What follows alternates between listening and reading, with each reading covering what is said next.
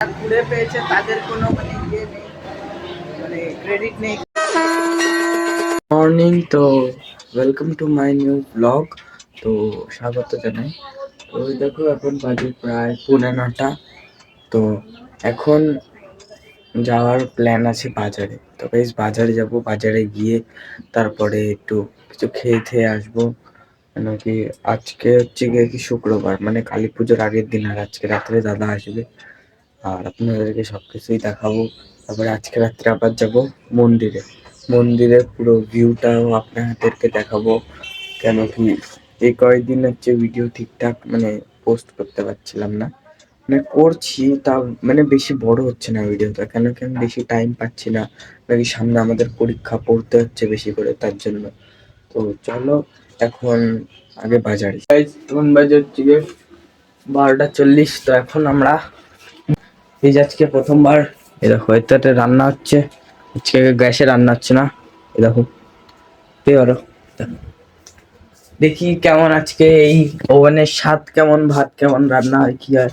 তো এর সঙ্গে এই একটাও দিয়েছে, এটা কিছু ফ্রাই ফ্রাই করার জন্য, তাহলে এটা লাগতে পারে। তো চলো এখন দেখি ভাত কেমন কি হয়। এখন আমাদের জলটা ফুটছে, তা এখন আপাতত 1400, হ্যাঁ 1400-তে রাখা। এখন এরপরে নামিয়ে 900 মতো করে দিতে হবে যখন ভাতটা আর কি হবে, আর শেষের দিকে প্রায় 500 মতো করে দিতে হবে, তাহলে আমাদের ভাত পুরো রেডি হয়ে যাবে। তারপরে খেয়ে আপনাদেরকে অবশ্যই বলবো কেমন খেতে।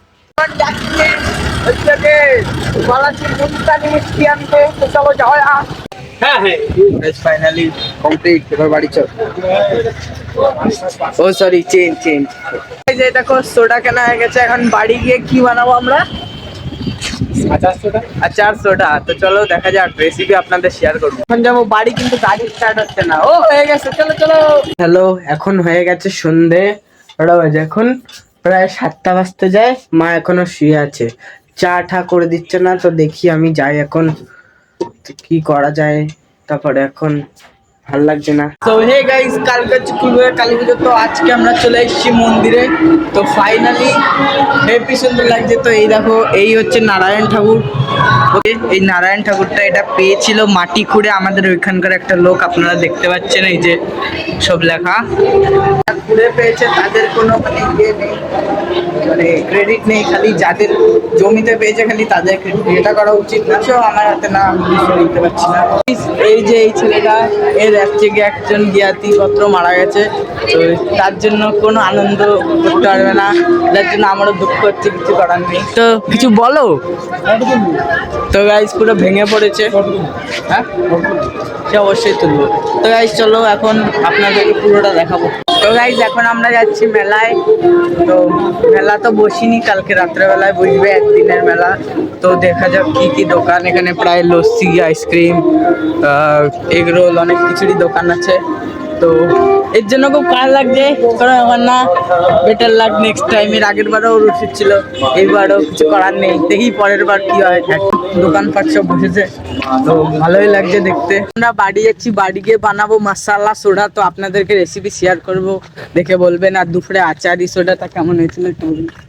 তো আচারি সোডা তো মানে ঠিক ছিল, মানে ট্রাই করতে পারো বাড়ি, কিন্তু যদি তেঁতুলের আচার বা কোনো ঝাল জাতীয় যে আচার থাকে তাহলে ট্রাই করবে, না হলে। কারণ আমি কি বলবো, মিক্সড পিকল আচার ছিল ওটা, একদম ছিরি লাগছিল খেতে, কি বেকার ছিল বলবো। একদম মানে আমরা প্রায় খুব ভালো ছিল, বাট মিক্সড পিকল আচার তো, বাট অত ভালো লাগে না আমাদের।